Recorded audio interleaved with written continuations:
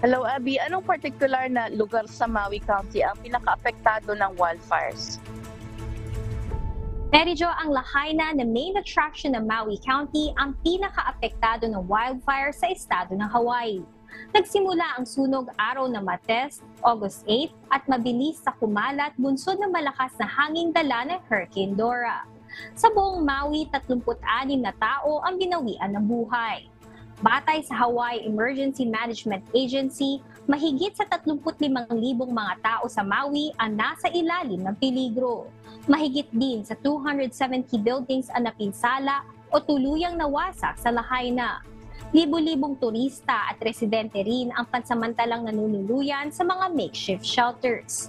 Nagpaabot naman ng pakikiramay sa mga naulilang pamilya si US President Joe Biden.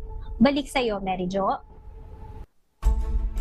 Abby, may ulat na ba kung magkano ang halaga ng napinsala? Medyo kasalukuyan pa rin tinataya ang halaga na napinsala pero bukod sa mahigit na 270 na mga infrastructures na napinsala ng wildfire, kasama rin sa mga napinsala yung historic landmark na Banyan Tree. Mary Jo? Dami nga. Pero meron na, kumusta naman yung mga ulat ng mga nawawala, Abby? Meron pa rin ba mga nawawala? Oo, Mary Jo, challenging talaga ito ngayon. Sa ngayon kasi daan-daang katao pa rin na nawawala dahil kasalukuyan pa rin may mga hindi ma-reach na mga kapwa-tao natin dahil dulot kasi ng power outage doon sa lugar ng Maui. Dami din, ano? Pero Abby, last na lang, may mga kababayan din pa tayo sa Maui County at kumusta naman ang kanilang kalagayan doon?